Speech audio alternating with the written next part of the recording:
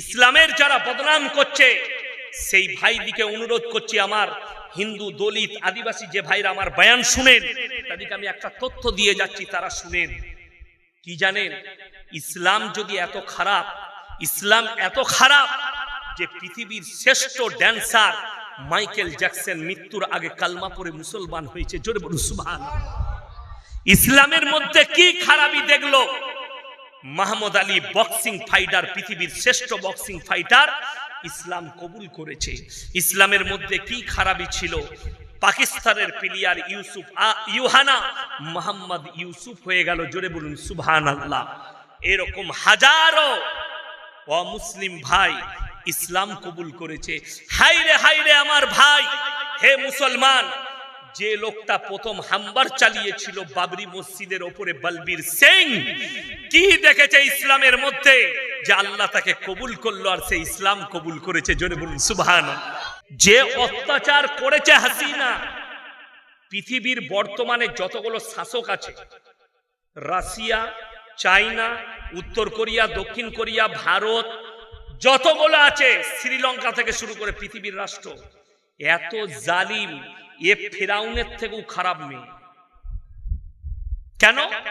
বহু মানুষকে যারাই অন্যায়ের হক কথা বলতে গেছে তাদেরকে আয়না ঘরে ভরে তাদেরকে মৃত্যুর ঘাট উতরে দিয়েছে অত্যাচার করে। একজন মুফতি সাহেব কওমি মাদ্রাসার, তিনি আয়না ঘর থেকে বেরিয়ে এসে তার অভিজ্ঞতা বলছিলেন, বলতে বলতে কেঁদে ফেলেছিলেন যে আমাকে যখন আয়না ঘরে রাখা হয় আমি বুঝতেই পারিনি যে আজকের তারিখটা কত।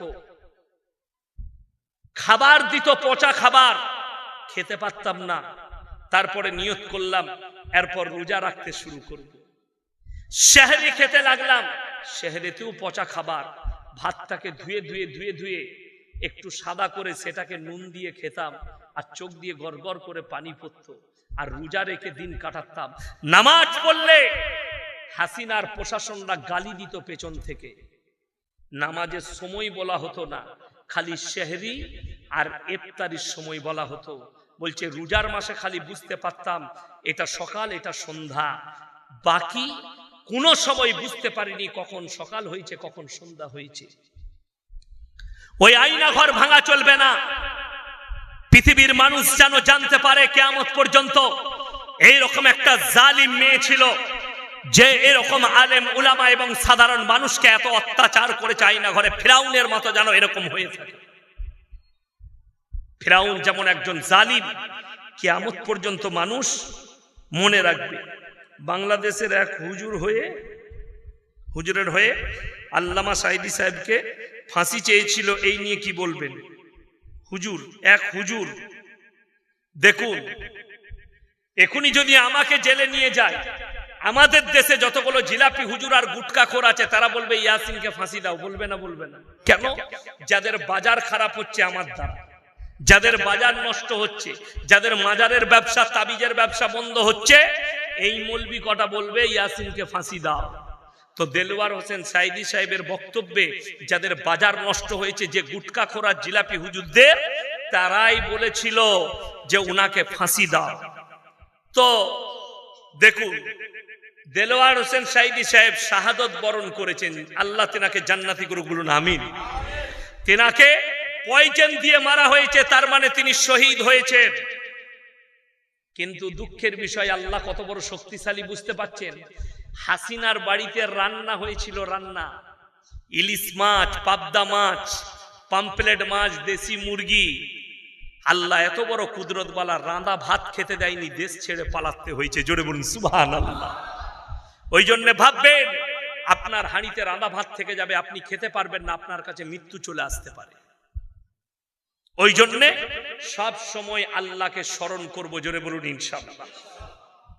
হযরতে আবু বকর সিদ্দিক রাদিয়াল্লাহু তাআলা আনহু আল্লাহর রাসূলকে জিজ্ঞেস করলেন, ইয়া রাসূলুল্লাহ, পৃথিবীর সবথেকে জ্ঞানী ব্যক্তি কে?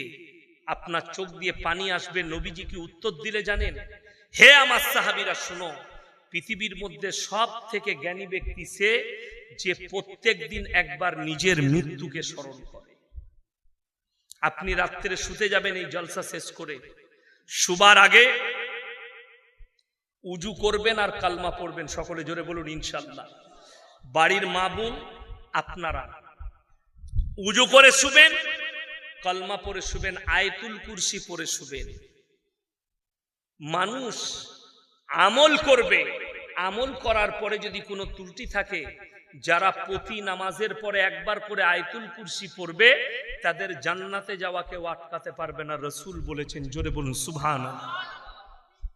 যে মানুষ কালমা পড়ে শুবে, কেন আপনি শুয়ে ভাববেন এই ঘুমটাই আমার যেন শেষ ঘুম না হয়ে যায়, এই নিদ্রাই যেন আমার শেষ নিদ্রা না হয়ে যায়, এটা আপনাকে ভাবতে হবে, চিন্তা নিতে হবে। সকালে উঠলে ফজরের নামাজ পড়ুন, সিজদায় পড়ে, আল্লাহ তুমি আমাকে নিদ্রা থেকে জাগিয়েছো, তুমি নাও জাগাতে পারতে। ঘুমের মধ্যে মৃত্যু হলে পৃথিবীর আর কেউ জাগাতে পারবে না।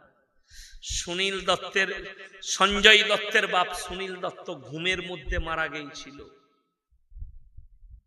সকালে গিয়ে দেখছে আর নেই। তিনি ছিলেন ক্রীড়া মন্ত্রী ভারতের, কংগ্রেসের আমলে। মৃত্যু, ঘুমিয়ে মারা গেছে, তার নাম আল্লাহ। আল্লাহ যার কাছে মৃত্যুর ডাক পাঠাবে পৃথিবীর আর কোনো শক্তি তাকে রুখতে পারবে না। আমার ভাই, অনুরোধ করে বলে যাচ্ছি, যদি নিজের আত্মাটাকে পরিষ্কার করতে চান, আমি একটা আমল বলে যাচ্ছি, সবাই করব, জোরে বলুন ইনশাআল্লাহ।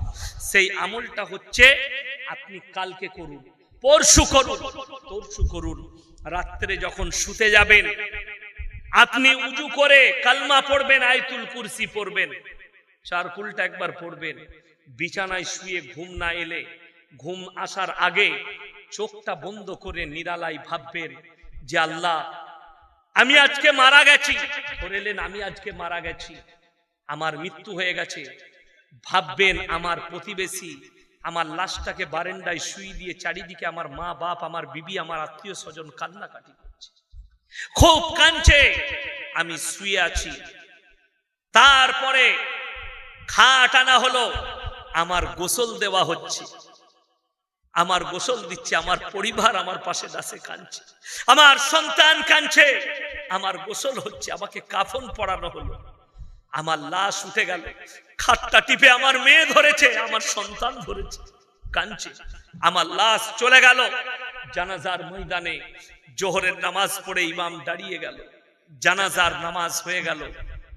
জানাজার পরে বলছে তাড়াতাড়ি খাটটা তোল। কবরে নিয়ে যাওয়ার পরে সব মানুষ বলছে লাইন দিয়ে দাঁড়াও, আমি আগে মাটি দেবো, আমি আগে মাটি দেবো। আমাকে শোয়ানো হলো, বাঁশ চাপিয়ে দেওয়া হলো, আমাকে মাটি দিয়ে সবাই ছেড়ে চলে এলো। আল্লাহর ফেরেশতারা এসে আমার কাছে সওয়াল জবাব শুরু করেছে, আমি কিভাবে উত্তর দেব? চোখ দিয়ে পানি ফেলান, আপনার আত্মাটা পরিষ্কার হবে, আপনি জীবনে আর নামাজ কাজা করবেন, জীবনে আর পাপ করবেন। হে আমার যুবক আর যুবতী, যারা ভাবছেন আমরা পাপ করি, পৃথিবীর কেউ দেখতে পাই না, অন্তর থেকে বলে যাচ্ছি, পৃথিবীর কেউ দেখুক আর না দেখুক, আল্লাহ কোরআনে বললেন ইন্নাল্লাহা লা ইয়াখফা আলাইহি শাইউন ফিল আরদি ওয়ালা ফিস সামা। পৃথিবীর কেউ দেখুক আর না দেখুক, আমি আল্লাহ অবশ্যই দেখছি। আসমান আর জমিনে এমন কোন জিনিস নেই যেটা আমার আল্লাহর কাছে গোপন আছে। আপনি হৃদয়ে কথা বলেন, আল্লাহ শুনতে পায়। যারা পাপ করছেন, আমাদের সমাজে অনেক ভালো লোক আছে, অনেকজন মনে মনে করে হুজুর আমি নামাজ পড়ি না, আমি কিন্তু রোজা রাখি না, এরকম লোক আছে না? নাই। কিন্তু ভালো লোক, কারুর ক্ষতি করে না, কারুর চুগলি করে না, কারুর বিরুদ্ধে চলে না, কারুর সঙ্গে খারাপ ব্যবহার করে না, জিনা করে না, মদ খাই না, গাঁজা খাই না, কোনো নেশা নেই, লোকটা ভালো লোক। কি বলে তারা? চায়ের দোকানে কি বলে? হুজুর আমার মতো ভালো লোক পাবেন না গায়ে, আমি নামাজ না পড়তে পারি, এরকম লোক আছে না? না। কি বলে? আমি নামাজ না পড়তে পারি কিন্তু আমার মতো ভালো লোক সমাজে নেই। তারা কান খুলে শুনে যান, সেই ভালো লোক দিকে বলছি, আপনার সব ভালোটা মেনে নিলাম, কিয়ামতের দিনে জান্নাতীরা জান্নাতে যাবে, জাহান্নামীরা জাহান্নামে যাবে। জান্নাতীরা প্রশ্ন ছুড়বে, ফি জান্নাতি ইয়াতাসাআলুনা আনিল মুজরিমিনা মা সালাকাকুম ফি সাকার। তোমরা কেন জাহান্নামে যাচ্ছ? তোমরা বলতে আমরা ভালো লোক, তোমরা বলতে আমার মতো লোক নেই, আজকে কেন তোমরা জাহান্নামে যাচ্ছ? তারা এক নম্বর উত্তর দেবে, ক্বালু লাম নাকু মিনাল মুসাল্লিন, আমরা নামাজি মুসল্লিদের মধ্যে ছিলাম না। এটা এক নম্বর উত্তর, আমরা নামাজি ছিলাম না, যার কারণে আল্লাহ আমাদেরকে জাহান্নামে পাঠিয়েছে। ওই জন্যে যারা ভাবছেন আমি ভালো লোক, নামাজ না পড়তে পারি, রোজা না রাখতে পারি, আমার ভাই এই নামাজ না পড়ার কারণেই জাহান্নামে যেতে হবে। আমার রাসূল বলেছেন যার নামাজ নাই তার মধ্যে ইসলাম নেই। সে মৌলবি হোক, মুহাদ্দিস হোক, সে পীর হোক, ফকির হোক, ডাক্তার হোক, মাস্টার হোক, রাজা হোক, বাদশাহ হোক, যদি নামাজ না থাকে ইসলাম তার মধ্যে নাই। এটা লিখে নিয়ে যান। ওই জন্য নামাজ কেউ ছাড়বেন না, জোরে বলুন ইনশাআল্লাহ। 5 ওয়াক্তের নামাজ অবশ্যই। আল্লাহ তাআলা, যারা ভাবছেন মনে মনে আমরা তো পাপ করি, কেউ জানে না, আমার পরিবার, আমার স্ত্রী, আমার সন্তান, আমার প্রতিবেশী, আমার ইমাম, কেউ জানে না আমি লুকিয়ে পাপ করি। এমনকি অনেকজন মনোভাব নেয় আল্লাহর কাছে কিয়ামতের দিনে অস্বীকার করে দেব।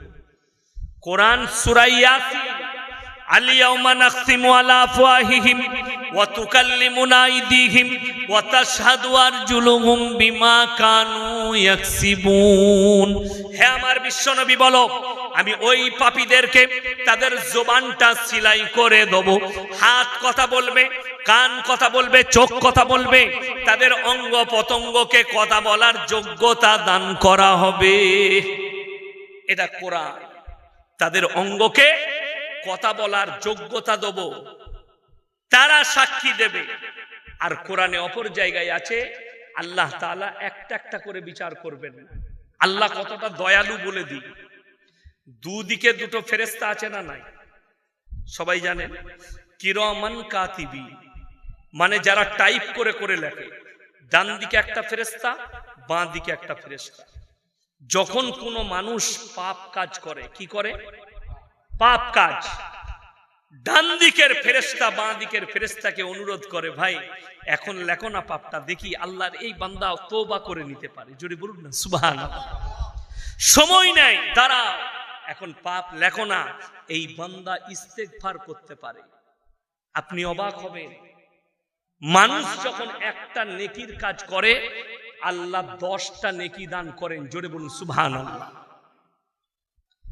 ডান দিকের ফেরেশতা, আপনি খালি ভালো কাজের নিয়ত করবেন। এই যে বসে আছেন, নিয়ত করলেন আমি আজ থেকে ফজরের নামাজ পড়ব, নামাজ হওয়ার আগেই আপনার নেকি এইখানেই লিখে দেওয়া হবে।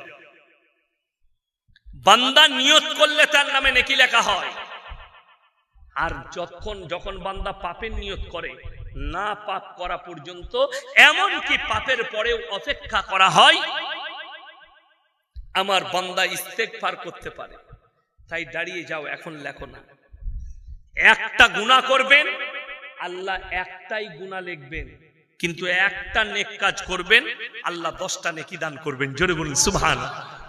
কোরআনে আছে এই ফেরেশতারা কিয়ামতের দিনে, আল্লাহ তাআলা কোরআনে বললেন কিয়ামতের দিনে ইকরা কিতাবাক কাফা বিনাফসিকা লিয়াউমা আলাইকা হাসিবা। আমি প্রত্যেকটা নারী পুরুষের হাতে তাদের আমলনামা ধরাবো, তাদের আমলনামা ধরিয়ে দেব, এবং তারা নিজের মুখে নিজের আমলনামা পড়ে শোনাবে। ডান দিকের ফেরেশতা যাদের ডান হাতে আমলনামা পড়বে তারা শোনাবে আমি কোথায় কোথায় ভালো কাজ করেছি। যাদের বাঁ হাতে পড়বে তারা শোনাবে পাপগুলো কোন জায়গায়, কত সেকেন্ডে, কত মিনিটে, কবে করেছি, সব লেখা থাকবে। তুমি নিজের মুখে পড়ে শোনাও। কিয়াম করা জায়েজ নাকি না জায়েজ? অনেকেই বলে যে এতে কোনো নেকি নেই, পাপ নেই। এই ব্যাপারে আপনি কি বলবেন? আমি একটা কথা বলি, কিয়াম শব্দের অর্থ হচ্ছে দাঁড়ানো। কি বললাম? দাঁড়ানো। আমরা নামাজে দাঁড়াই না ওটাকে কিয়াম বলা হয়। ওইখানে দাঁড়ানোটা কি? ফরজ। কি বললাম? ফরজ হলো। এখন বর্তমানে যেটা আপনারা আমাদের জলসা জুলুসে মিলাদে কিয়াম হয়, দুটো তবকা। ফুরফুরার যে ভাইরা আছে তাদের আকীদা হচ্ছে যে আমরা রসুলের মহাব্বতে কিয়াম করি, আর বেরেলিরা যে কিয়ামটা করে সুন্নিরা, তাদের আকীদা হচ্ছে নবী হাজির নাজির হয়। এই নিয়ত করে যারা কিয়াম করবে ওই কিয়াম করাটা হারাম। এক নম্বর আমি দলিল দিচ্ছি, যদি বলেন নবী হাজির নাজির হয় ওই জন্য নবীর সামনে কিয়াম করা হয়, তো যদি মিলাদে তাদের জলসাই যদি নবী হাজির হয়, তাহলে তুই হারাম কর চেয়ারে বসে কি করে বায়ান করছিস বে? নবীর সামনে বিয়াদবি। কথাটা বুঝতে পেরেছেন না পারেন? আচ্ছা, আমরা সবাই একবার বলুন তো সাল্লাল্লাহু আলাইহি ওয়াসাল্লাম। এটা দরুদ না দরুদ না? আপনারা বসে পড়লেন না দাঁড়িয়ে? বসে পড়লেন। আচ্ছা, নামাজে আত্তাহিয়াতু পড়েন না পড়েন না? দাঁড়িয়ে না বসে? আমার সঙ্গে আত্তাহিয়াতু পড়ুন। আত্তাহিয়াতু লিল্লাহি ওয়াস সালাওয়াতু ওয়াত তাইয়্যিবাতু আসসালামু আলাইকা আইয়ুহান নবী। কথাটা বুঝতে পেরেছেন? আচ্ছা, বসে পড়ি না দাঁড়িয়ে? বসে। আচ্ছা, ওইখানে যদি না দাঁড়ানো হয় বিয়াদবি হবে? আত্তাহিয়াতু বসে ওইখানে নবীকে বসে সালাম পাঠানোর হুকুম আছে, আর জলসাই যদি না দাঁড়ানো হয়। দেখুন, আমি একটা জলসাই বলেছি হারাম, এই জন্যই বুঝতে পেরেছি লিখেছে। কেন বলেছি তার অনেকগুলো কারণ আছে। ফুরফুরার একজন হুজুর, তার নাম সাউদ সিদ্দিকী, আমি তার নাম রেখেছি গুটকাখোর। আমি চ্যালেঞ্জ দিয়ে গেলাম আপনাদের নবকলা মাদ্রাসায় তাকে ডাকেন আর আমাকে। বেশি লয়, তালিমুল ইসলাম আর দিনের তালিমটা যদি পড়ে শোনাতে পারে, আমি মৌলবি শওকতের বেটা বাইক ক্যামেরা ইস্তেগফার করে যাব। ওই সাউদ সিদ্দিকী তালিমুল ইসলাম আর দিনে তালিম বেশি লয়, তাকে বলুন ফেসবুকে লাইভে এসে শোনাবে। এই হারামখোর আমাকে কাফের ফতোয়া দিয়েছে। আর একজন সাফেরি সিদ্দিকী, তিনি বলেছিলেন যে ইয়াসিন দাঁড়াইনি, আমি যদি ওই বক্তার কাছে থাকতাম তাকে লাথি মেরে ফেলে দিতাম। দেখেন, আমি বলে দিয়ার পর দাদা হুজুর পীর কেবলা রহমতুল্লাহ আলাইহি ওসিয়তনামায় আছে, কেউ যদি বসে থাকে তাকে দাঁড় করিও না, কেউ দাঁড়িয়ে থাকলে তাকে বস করিও না। যেখানে বাগনানে জলসা হচ্ছিল, আমার আগে একটা ছোট ছেলে হাওড়া, সে বায়ান করছিল, সে কিয়াম করেছে, আমি বসে আছি। আমি না তাকে বাধা দিয়েছি না কিছু বলেছি, আমি আমার বক্তব্য দিয়েছি, সে তার কাজ করে চলে গেছে। পরবর্তীতে আমার ওই ক্লিপটা, বসে থাকার ক্লিপটা কেটে ফেসবুকে ফেড করে আমার জন্য উল্টো পাল্টা বক্তব্য দিয়েছে। কি বুঝলেন? আমাকে বলেছে সাউথ সিড, ওই সাফেরি দেখলাম একটা জলসাই বলেছেন, বড় মানুষের ছেলে তো, ওরা বলার অধিকার আছে। আমাকে বলেছে সাইফন মাছ, তো তোদেরই তো আমেরিকান মাছ আছে নাই? খুঁজে দেখ ভালো করে, তোদের কতগুলো আমেরিকান মাছ আছে। আমি কিচ্ছু বলিনি। যাই হোক, ওইখানেই আর একজন পীরজাদা আব্বাস সিদ্দিকী, তিনি বলেছেন যে এই ভাষাটা বলাটা ভুল হয়েছে, লাথি মেরে ফেলে দিন। এইটা হচ্ছে ঝামেলা। আমি ঝামেলার বক্তা নয়, কিন্তু কোন মাল ঝামেলা করলে সে আমার কাছ থেকে পার পাবে না। আমি মৌলবি শওকতের বেটা, সে জীবনে কেউ কি ছাড়েনি, আমি কি করে ছেড়ে দেব? আমাকে গালি দিবার, আমি তো গালি দিইনি। আমাকে কাফের বলেছে, যদি কিয়াম না করার জন্য কাফের বলা যায়, তাই সেই কিয়াম করাটা হারাম। দ্বিতীয় নম্বর বলে দিই, এদিকে চ্যালেঞ্জ দিলাম, যেভাবে দাঁড়িয়ে ইয়া নবী সালামুন আলাইকা, ইয়া হাবিব সালামুন আলাইকা, এইভাবে নবীর কোন সাহাবী দরুদ পাঠ করেছে, কিয়াম করেছে, যদি প্রমাণ করাতে পারে, আমি শওকতের বেটা কাল থেকে কিয়াম করব। স্টেজে এখনই নিয়ে আসুন, খালি হাদিস নম্বর বলবে, অমুক হাদিসে যে ভাষাগুলো কিয়ামে বলা হয় এগুলো আছে। আরে খেপা, সালাম তো দাঁড়িয়েও পড়া যাবে, যাবে না? যাবে না? সাল্লাল্লাহু আলাইহি, আমি দাঁড়িয়ে আছি, আমি নবীর নাম শুনলাম, বললাম সাল্লাল্লাহু আলাইহি সাল্লাম, তাহলে নবীকে দাঁড়িয়ে সালাম পাঠানো হলো? হলো না? হলো না? আমি বসে আছি, এখন জলসা করলাম, কতবার দরুদ পড়লাম? বসে পড়লাম না দাঁড়িয়ে? বসে। তাহলে আমি কি গুনার কাজ করলাম না আপনারা গুনার কাজ করলেন? ওই মৌলবীকে বলতে চাই, আসল কথা কি জানেন? আমি তো জানি কার ভাড়ে কি আছে। এই যাকে দেখছেন সাউথ সিদ্দিকী, মাদ্রাসার মুখ দেখে না, পীরের বেটা পীর হয়েছে, ভণ্ড। কবর পুজো করে, কবর পূজারি তাবিজ বিক্রি করে। ই আবার কন্টেকে করছিল কবর জিয়ারত, শুনেছেন? এ কন্টেকে কবর জিয়ারত জানেন না? মদিনা থেকে বলছে, আমার ভাইরা আমি এখনো 3 দিন মদিনায় থাকবো, তোমরা সবাই দরুদ পড়ে পাঠাও, আমি নবীর কবরে পৌঁছে দেব। কত বড় কন্ট্রাক্টর বুঝতে পারছেন? তার মানে আমি দরুদটা পৌঁছে দেবো, যাবার পরে আমাকে হাদিয়া দিবি, ওই করেই তো পেট চলে। তো বড় কষ্টের বিষয়, অথচ রাসূলের হাদিসটা শুনে যান। এই মাজমাই যতজন আমরা দরুদ পড়লাম, আর একবার পড়ুন সাল্লাল্লাহু আলাইহি ওয়াসাল্লাম। এই যে দরুদ পাঠ হলো, আল্লাহর ফেরেশতারা রাসূলের রওজা মুবারকে পৌঁছে দিবেন। জোরে বলুন সুবহানাল্লাহ। এই মাজমা শেষ হবে, দোয়া হবে, সমস্ত দরুদগুলো আল্লাহর রাসূলের কাছে পৌঁছে যাবে। এটা সহি হাদিস। অথচ বলছে আমি মদিনায় আছি, আমাকে দরুদ পাঠা, আমি রাসূলের কবরে পাঠাবো, মানে যাওয়া মাত্র আমাকে হাদিয়া দিবি। বড় কষ্টের বিষয়, দুঃখের বিষয় যে এই সমস্ত গুমরারা, যাদের কাছে ইলম কালাম নাই, এরা লোককে সঙ্গে সঙ্গে কাফের ফতোয়া দেয়। এতক্ষণ জলসা করলাম, আমি ভুল যে বলেছে তার কথা বললাম, কেউ কি কাফের বললাম? বলুন তো। কোন মুসলমানকে কাফের বলা যাবে না, সে দেওবন্দি হোক, বেরেলি হোক, আহলে হাদিস হোক, ফুরফুরা হোক, আজানগাছির হোক। তার হাকিকত না জানা পর্যন্ত তাকে কাফের বলতে পারবেন না, যতক্ষণ পর্যন্ত সে রাসূলকে অস্বীকার করছে না, আল্লাহকে অস্বীকার করছে না, আল্লাহর কোরআনকে অস্বীকার করছে না, কাফের নয়। মতবিরোধ থাকতেই পারে, আর কিয়ামতের সকাল পর্যন্ত থাকবে। কেউ ফুরফুরার মত নিয়ে চলে, কেউ আহলে হাদিস মত নিয়ে চলে, কেউ দেওবন্দি মত নিয়ে চলে। আরে রাসূলের হাদিস তো মিথ্যা হয়ে যাবে। নবীজি বলেছেন আমার উম্মতরা 73টা দলে বিভক্ত হবে, আর যদি 73টা দল না হয়, রাসূলের হাদিস মিথ্যা হয়ে যাবে। এখন কটা দেখেছেন? কাদিয়ানি, বাংলাদেশে হিজবুত তৌহিদ বেরিয়েছে একটা দল, এরকম হাজারো দল বেরিয়েছে।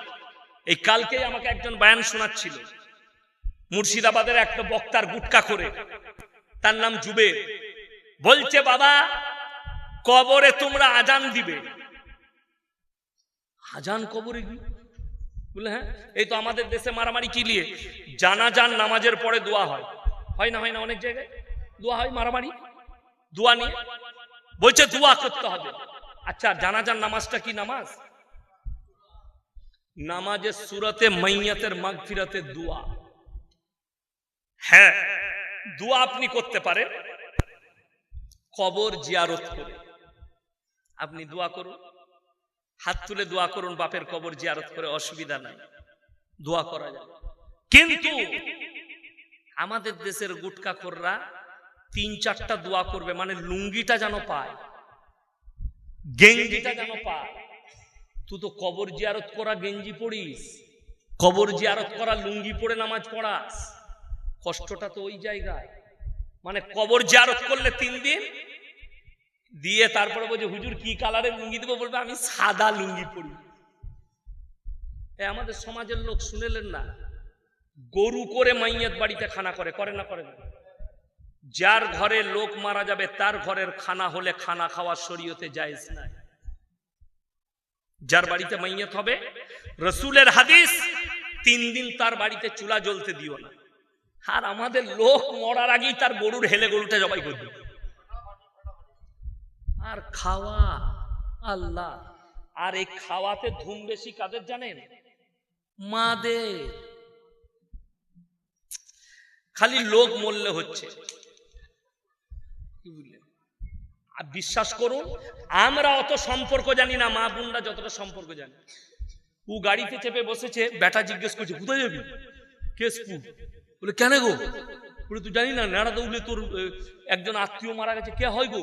বলে তোর ফুপুর বোনের বিয়ানের অমুকে তমুকে, ঠিক একটা কুটুম বার করে দিবে।